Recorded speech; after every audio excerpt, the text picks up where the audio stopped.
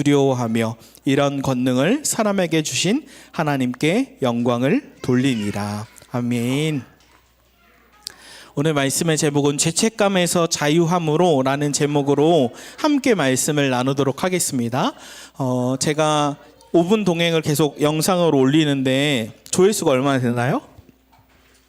10회 예요? 6회, 10회, 21회, 14회 정도 됩니다. 그런데 하나가 떡상을 했는데 유튜브 말로 622회. 근데 이 제목이 뭐죠? 자극적입니다. 자인은 죄인가요? 가 사람들이 많이 봤습니다. 왜 이걸 많이 봤을까요? 사람들 안에는 죄책감이 있기 때문입니다. 실제로 그냥 크리스천들에게 설문조사를 했는데 기독교인이 죄라고 생각하면 어떤 죄가 가장 많습니까? 라고 설문조사를 했는데 90% 이상이 성적인 죄라고 체크를 했습니다. 그만큼 이거는 왜 죄인가, 이걸 또 어떻게 극복할 수 있는가에 대한 성적인 죄에 대한 죄책감이 있기 때문에 사람들이 많이 클릭하는 거죠. 이것이 죄인가, 어떻게 이겨낼 수 있는가. 또 누군가는 이렇게 질문할 수 있어요. 목사님, 그게 왜 죄입니까? 죄가 아니라고 생각할 수도 있습니다. 근데 우리가 이번 주에 큐티한 내용에 예수님이 뭐라고 말씀하셨죠? 여자를 보고 음욕을 품기만 해도 간음한 거다라고 얘기하기 때문에 우리가 생각하는 죄의 수준보다 예수님의 거룩한 수준은 우리가 생각하는 그 훨씬 이상인 거죠. 훨씬 이상인 겁니다. 근데 이 죄책감은 단순한 고통스러운 감정이 아니라 그걸 뛰어넘어서 성경이 말하는 죄책감이란 무엇이냐면 하나님과의 관계가 어긋났음을 깨닫게 될 때 마음에 찾아오는 고통입니다. 다시요. 죄책감은 뭐라고요? 하나님과 관계가 깨지게 될 때 오는 고통스러운 마음입니다. 제가 좀 예를 들었는데 좀 예를 극단적으로 들어서 죄송한데 그래도 이렇게 예를 들어야 여러분들 이해하기 쉬울 것 같아서 제가 극단적인 예를 드는데 이런 겁니다. 만약에 한 비기독교인 남자가 있다고 한번 생각을 해봅시다. 설교를 따라오고 계시죠? 비기독교인 남자가 있다고 생각을 해봅시다. 이 사람이 창녀촌에 갔습니다. 괜찮습니다, 아이들? 창녀촌에 갔다고 생각합시다. 이 남자는 비그리스도인 남자로 나는 죄를 지었어 라고 죄책감을 전혀 생각하지 않습니다. 그런데 이 비그리스도인 남자가 결혼을 했어요. 비그리스도인 남자가 결혼을 해서 아내와의 관계가 너무너무 친밀하고 좋은 겁니다. 그런데 옛 습관을 또 따라서 창녀촌을 간 거예요. 근데 그걸 아내에게 들켰습니다. 그냥 상상해서 제가 이미지 만든 거예요. 그랬더니 이 여자는 너무너무 고통스러워서 난 이혼하겠다 라고 한 거예요. 근데 그때 처음으로 이 남자가 죄책감을 느낍니다. 왜 죄책감을 느낍니까? 아내와의 관계가 있기 때문입니다. 이 관계가 있는데 창녀촌을 갔기 때문에 이 관계가 끊어지는 고통과 괴로움을 받듯이 비그리스도인도 어떠한 관계가 끊어지게 될 때에 오는 고통, 죄책감을 느끼게 되는 것이죠. 그러니까 성적인 것만 죄인가요? 그렇지 않죠. 아까 저희가 이번 주에 큐티한 뒷담화하는 것, 제가 뒷담화하는 것을 제가 저 자신을 돌아보니까 어떻게 뒷담화를 하냐면 테이블에 딱 모여서 얘기를 하면 제가 그 주제를 툭 하고 던집니다. 너무 노골적인가요? 저를 돌아보면 그 주제를 툭 하고 던지고 저는 뒤로 싹 빠져요. 그럼 사람들이 난도질하기 시작합니다. 도마에 올려놓고 그게 저의 죄인 거예요. 왜요? 이번 주 묵상하듯이 우리가 분별은 해야 됩니다. 무엇이 옳고 그른지는 성경은 분별도 하지 말라라고 얘기하지 않고요. 분별을 해야 한다고 얘기합니다. 그런데 정죄는 하지 말아야 된다고 얘기합니다. 왜냐하면 정죄는 내가 하나님의 자리에 올라가서 판단자가 되어서 재판장이 되어서 난도질하는 거기 때문에 그거는 심각한 죄라고 이야기합니다. 그때에도 그 죄를 짓고 나면 어떻게 됩니까? 내 마음에 죄책감이 느껴집니다. 찔림이 느껴집니다. 하나님과 죄로 말미암아 점점점 멀어지는 고통을 느낍니다. 또 우리에게 어떤 죄책감이 있죠? 자녀들에게 분노할 때 우린 자녀들을 훈육해야 합니다. 가르쳐야 되고 잘못된 건 가르쳐야 합니다. 그런데 우리 부모 안에 어떤 게 있냐면 자녀들을 향해 감정이 컨트롤 안 될 정도의 분노를 쏟아낼 때가 있죠. 그때 아이들을 언제 상처를 받냐면 부모의 그 감정이 컨트롤 안 돼서 정색하는 그 얼굴을 아이들은 평생에 기억합니다. 저도 부모님이 그 표정, 그 감정, 잘못한 건 맞지만 부모가 스스로의 감정을 통제하지 못해서 분노를 쏟아낼 때 아이에게는 상처를 입히게 되고 부모 자신은 그리스도인 부모인데 내가 아이에게 상처를 줬어라는 죄책감을 시달리게 됩니다. 내가 부모가 맞는가? 내가 좋은 부모가 맞는가? 내가 부모한테 받았던 상처를 대물림하는 것 아닌가? 라는 죄책감에 고통스럽게 됩니다.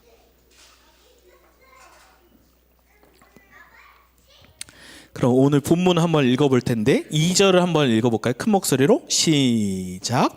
침상에 누운 중풍병자를 사람들이 데리고 오거늘 예수께서 그들의 믿음을 보시고 중풍병자에게 이르시되 작은 자야 안심하라 내 죄사함을 받았느니라. 아멘. 여기서 2절에 마지막 구절을 원어를 자세히 보니까 직역하면 이거예요. 용기를 내라 아이야 내 죄들이 용서된다입니다. 그러니까 이 원어를 보면 뭘 알 수 있냐면 이 중풍병자 아이는 성인처럼 어른인 우리가 중풍병자가 된 게 아니라 학생들처럼 아이 중에 한 명이 중풍병자가 된 겁니다. 아이입니다. 아이야 용기를 내어라 네 죄들이 용서된다. 근데 원어를 잘 보면 중풍병자도 정확히 아닙니다. 원어를 보면 몸이 마비된 사람입니다. 근데 그걸 번역할 게 딱히 단어가 없기 때문에 중풍병자로 번역됐는데 몸이 마비된 아이예요. 그거를 사람들이 들고 지붕을 뚫고 다른 사복음서에는 내려온 거죠. 그때 이 당시에는 어떤 게 있었냐면 질병은 곧 죄의 결과야 라는 생각이 있었습니다. 아이가 질병에 걸렸으면 죄의 결과야. 그게 근거가 어디 있죠? 요한복음 9장에도 보면 맹인이 있는데 제자들이 예수님께 묻죠. 이 맹인은 부모의 죄 때문입니까? 저 사람의 죄 때문입니까? 그러니까 질병은 그 당시에 죄라고 생각한 거예요. 죄의 결과다라고 생각한 거예요. 그러니까 한번 여러분이 감정이입을 해보세요. 내 아이가 몸이 마비된 상태로 누워 있는데 부모인 나는 어떤 감정을 느낍니까? 죄책감이요. 혹시 내 죄 때문에 그런가? 혹시 내 자녀는 내 죄 때문에 내가 지금 몸이 마비돼서 누워 있는가? 라는 고통스러움 가운데 있는데 예수님이 그 아이를 보면서 뭐라고 말씀해 주세요? 용기를 내어라 아이야 내 죄들이 용서된다. 이 아이의 감정이입을 해보세요. 얼마나 큰 위로가 됐겠습니까? 주님이 그 죄책감 덩어리였던 나에게 또는 죄책감 부모였던 그에게 아이야 용기를 내어라 네 죄가 용서된다 라고 말씀하는 겁니다. 저는 이것이 얼마나 큰 위로인가? 저는 20살 때 뜨겁게 회심했습니다. 그러면서 하나님을 만나고 하나님을 사랑했는데 제 안에 무엇이 있었냐면 죄책감이 있었습니다. 이 은밀한 죄, 반복적인 죄로 말미암아 하나님과 죄로 말미암아 관계가 끊어지는 고통을 너무 잘 압니다. 한 번은 저희가 모교회에서 기도했는데 저희가 늘 얘기하는 한 번씩 얘기하는 한 청년이 있는데 이 청년이 음란한 죄를 짓고 고통스러워하면서 막 토로했던 기억이 있어요. 그걸 청년들이 위로해주고 은수 집사님 그걸 이해가 못한다고도 얘기하지만 저는 사실 그 청년의 마음을 100번 이해합니다. 이 죄를 짓지 않고 싶은데 죄에서 승리하고 싶은데 이 죄를 향해 동시에 달려가는 제 자신이 너무 고통스러운 거예요. 괴리인 거죠. 두 가지 마음. 죄를 승리하고 싶은 마음과 그래서 그래도 불구하고 죄를 향해 달려가는 제 자신이 충돌하는 거예요. 고통스러운 거예요. 그러면서 저한테 청년 때에 10년 동안 고뇌했던 질문은 딱 한 가지입니다. 어떻게 해야 이 습관적인 죄에서 승리할 수 있는가? 어떻게 해야 이 은밀한 죄에서 승리할 수 있는가? 아니, 승리는 할 수 있는가? 라는 질문이 제 평생에 단 한 가지 질문이었어요. 예수님을 만나고. 이 질문을 위해 마치 여행을 떠나는 순례자처럼 수많은 목사님들께 가서 물어보고, 어느 기도원에 가서도 물어보고, 책을 찾아서도 찾고, 오직 한 가지 질문, 어떻게 해야 이 죄책감에 빠져있는 아이처럼 이 죄로부터, 하나님이 슬퍼하시는 죄로부터 승리할 수 있을까라는 질문을 가지고 평생을 실험해온 제 한 가지 질문이었습니다. 어떻게 이 죄책감으로부터 나는 벗어날 수 있는가? 그러면 다시 질문합니다. 어떻게 죄책감, 즉 죄로 말미암아 하나님과 관계가 끊어진 것으로부터 승리할 수 있는가를 나누기 원합니다. 우리가 죄를 지었을 때에 세 가지 반응이 나타나는데, 첫 번째는 죄로 말미암아 하나님과 관계가 깨어졌을 때 첫 번째 반응은 하나님과 아무런 관계가 없을 때입니다. 그러면 우리가 죄를 지어도 어떻게 생각하냐면, 이게 왜 죄야? 라고 생각합니다. 예를 들어 제가 처음에 얘기한 자위하는 게 왜 죄야? 라고 생각합니다. 왜 그렇습니까? 하나님과 내가 아무런 관계가 없기 때문에. 마치 비그리스도인 청년이 아내가 없이 내가 혼자 있는데 창녀촌에 가도 이게 왜 죄야? 아무런 관계가 없기 때문입니다. 라고 첫 번째 반응합니다. 두 번째 반응은, 근데 이 첫 번째 반응은 두려운 것은 하나님과 아무런 관계가 없을 때 그 영혼은, 성경이 우리가 계속 큐티하니까 알지 않습니까? 무엇을 향해 달려갑니까? 심판을 향해 달려가는 겁니다. 두 번째, 죄로 있을 때 두 번째 반응은 하나님과 멀어지는 것입니다. 아담과 하와가 죄를 짓고 두려워서 숨었죠. 하나님과 점점점 죄로 말미암아, 죄책감으로 말미암아 하나님과 멀어지고 하나님으로부터 숨는 겁니다. 제일 심한 경우는 가룟 유다죠. 죄를 짓고 하나님께 회개하고 돌아갔으면 용서받지만 그 영혼은 후회만 하고 스스로 목숨을 끊게 됩니다. 하나님과 멀어지는 것. 세 번째로는 죄를 지었을 때 하나님께 가까워지는 것입니다. 우리가 생각하는 다윗은 어마어마한 죄를 지었죠. 살인하는 죄, 간음하는 죄. 우리가 상식적으로 그 어떤 사람이 살인과 간음을 졌으면 최악의 죄를 저지른 겁니다. 그런데 다윗은 어떻게 했냐면 하나님께 회개하고 돌아갔죠. 하나님께 회개하고 돌아갔죠. 그리고 뿐만 아니라 다윗은, 다윗을 생각해 보십시오. 다윗은 성경에 항상 얼려 있습니다. 항상 하나님을 앞에 모시고 삽니다. 그래서 한번 다윗의 전 인생을 생각해 보면 굉장히 많은 승리를 합니다. 물론 다윗도 넘어진 적들이 있습니다. 살인과 간음을 했던 적이 있고 인구 조사를 한 적이 있는데, 그 다윗의 통틀어 삶을 보면 굉장히 많이 승리합니다. 왜냐하면 하나님을 항상 앞에 모시고 살기 때문에. 하나님은 다윗의 삶을 뭐라고 정리합니까? 하나님의 마음에 합한 자다. 회개하고 하나님께 돌아간 것입니다. 제가 기타를 치면서 찬양하는데, 기타를 치면서 뭐가 힘드냐면, 기타를 치면서 음악을 하면 괜찮은데 기도문을 읽을 때는 굉장히 어렵습니다. 박자를 하면, 그래서 싱어분들에게 제가 기도회 할 때는 찬양을 불러달라고 합니다. 제 박자를 놓치지 않으려고. 근데 제가 4년 동안 예배하고 기타를 치면서 어느 날 기타가, 주일 예배를 하는데 기타줄 하나가 땡 하고 끊어졌어요. 예배 중에. 그럼 어떻게 해야 돼요? 제가 기타를 딱 들고 예배 중에, 연습이 아니라 예배 중에 기타가 땡 하고 밑에 게 끊어졌거든요. 5개로. 그럼 이제 기타를 빼놓고, 야, 너 예배 때 기타가 끊어지면 어떡하냐, 지금 끊어지면 어떡하냐 라고 제가 만약에 기타에게 막 화를 내면 이 예배 전체가 어떻게 돼요? 엉망이 되죠. 망하게 되죠. 전 기타 줄이 끊어졌는데 그냥 기타 쳤습니다. 5개로 띠링띠링 쳤어요. 소리가 그냥 괜찮았어요. 설교 찬양 때도 5개로 띠링띠링 쳤어요. 괜찮았어요. 그리고 예배가 다 끝나고 기타 줄을 갈았습니다. 전 뭘 얘기하고 싶은 거냐면 우리는 죄로 말미암아 하나님과 끊어지는 것처럼 고통스러워합니다. 그럼 죄책감으로 어떻게 생각하냐면 난 이제 망했어. 하나님이 날 사랑하지 않을 거야. 난 버림받을 거야 라고 죄책감에 고통스러워합니다. 전 그 고통스러움을 여러분도 잘 알 거라 생각해. 너무 잘 압니다. 마치 죄를 짓고 무릎을 꿇고 하나님 앞에 주님 전 망했습니다.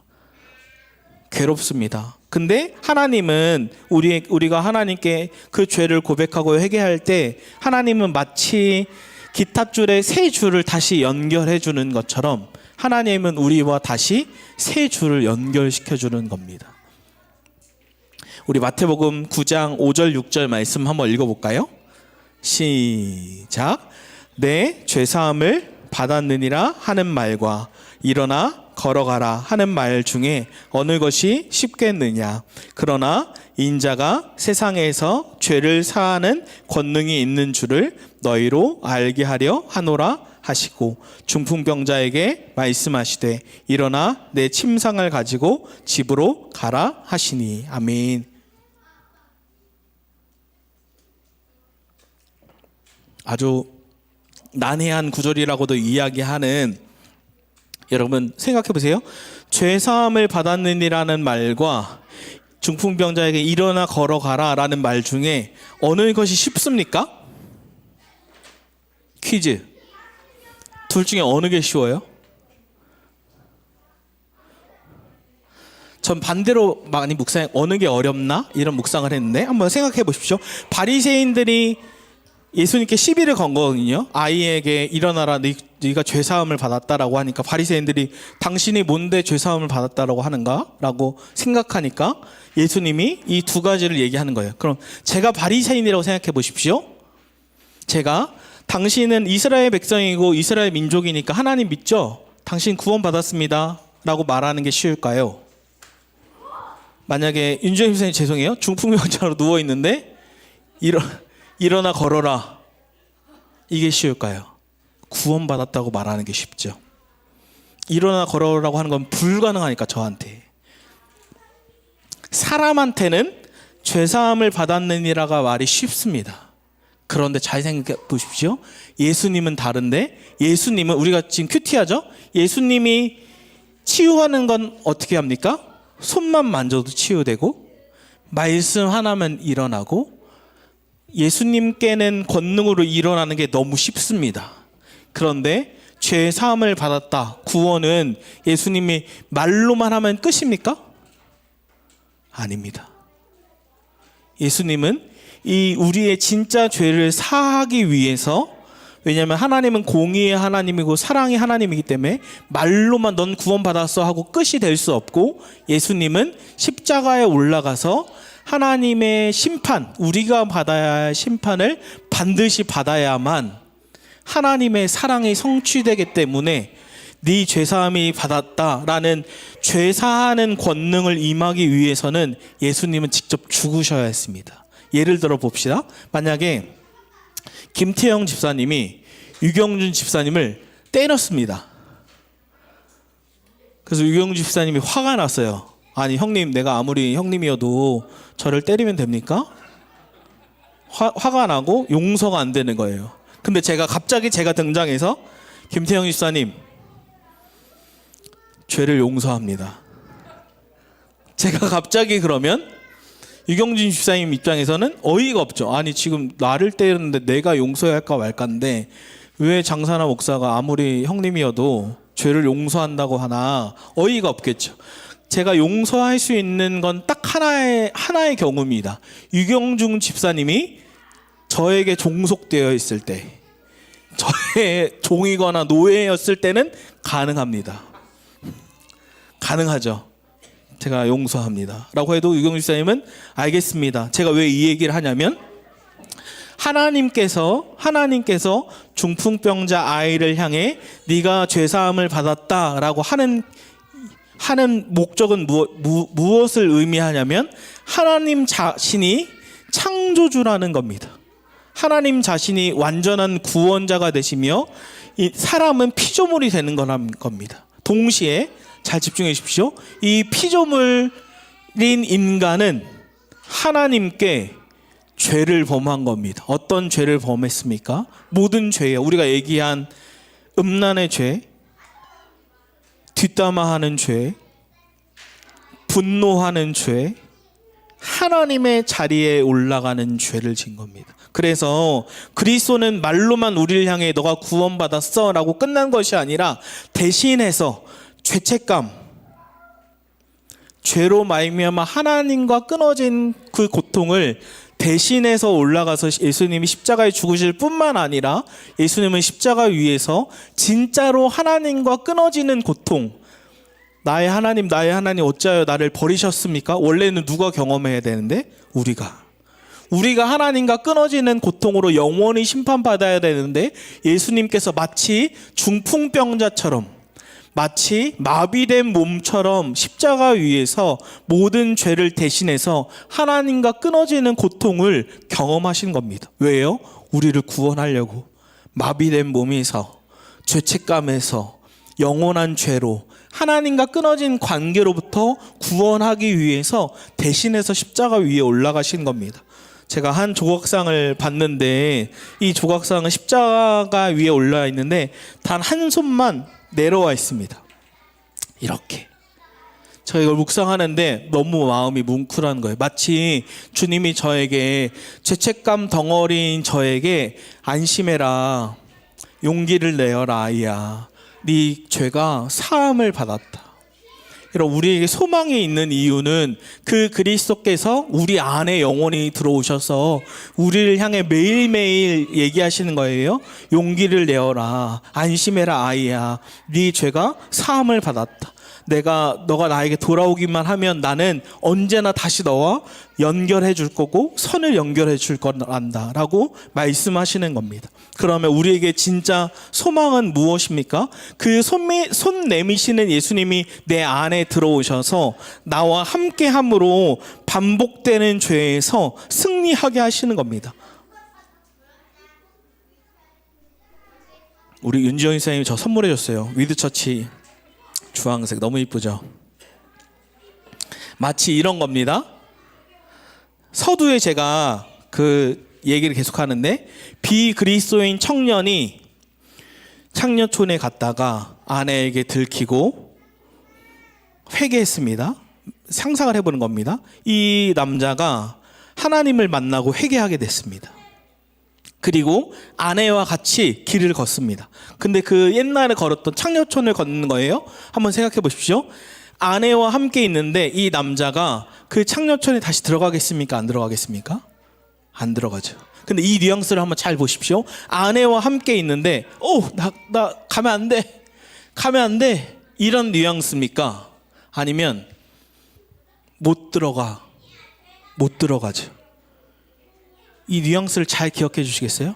나 죄 지으면 안 되는데, 죄 지으면 안 되는 데가 아니라 못 들어가는 겁니다. 왜 못 들어갑니까? 아내와 함께 있으니까.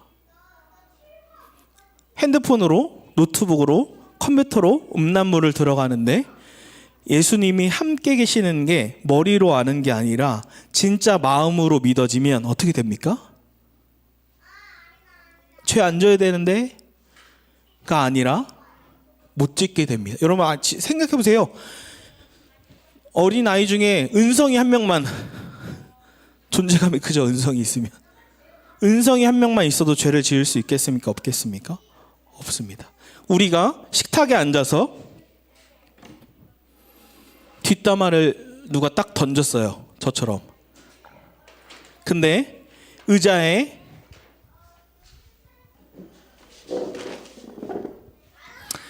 카페에 의자에 앉는데 제가 예수님 의자를 딱 빈자리를 놨어요. 그리고 앉아 있는 거예요.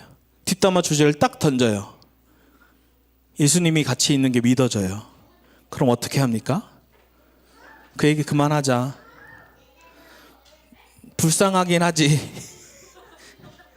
얼마나 짠해. 걔도 기도해 주자. 나도 알지. 너무 잘 알지. 그 친구 기도해 주자.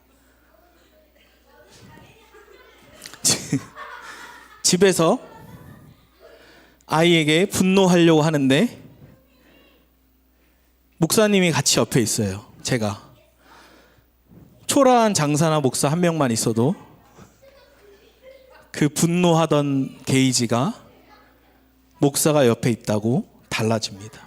근데 가정에 예수님이 함께 계시는 걸 머리가 아니라 진짜로 믿고 있으면 훈육해야죠. 우리는. 전 잘못하고 거짓말하면 매도 듭니다. 단 우리의 감정과 분노를 절제할 줄 알면서 진짜 아이를 사랑하는 마음으로 하는 것과 분해에 못 이겨서 화를 쏟아내면서 아이들에게 상처를 주는 건 엄연히 다릅니다. 주님을 가정에서도 모시고 함께 있는 게 진짜 믿어짐으로 아이를 훈육하면 아이가 사랑으로 클 수 있겠지요. 그러니 주님은 우리 마지막으로 요한일서 3장 6절 말씀 한번 읽어볼까요? 우리 마지막입니다. 큰 목소리 읽습니다. 시작. 그 안에 거하는 자마다 범죄하지 아니하나니 범죄하는 자마다 그를 보지도 못하였고 그를 알지도 못하였느니라. 아멘. 여기서 그는 예수님이고 안에는 헬라어 엔 무엇 안에 무엇 함께 거하다는 살다. 직역하면 예수님과 함께 사는 사람마다 범죄하지 아니합니다. 아까 이 뉘앙스를 아시겠습니까? 예수님과 함께 살면 죄 안 져야지가 아니라 죄를 못 짓게 됩니다. 오히려 범죄하는 자마다 이게 왜 죄야? 당연히 죄를 짓는 자마다 주님을 보지도 못하였고 주님을 알지도 못합니다. 아무런 관계가 없을 수 있습니다. 그러므로 주님은 우리에게 손을 내미시며 나와 함께 가자라고 말씀하시는 겁니다. 우리 같이 찬양하고 기도하겠습니다.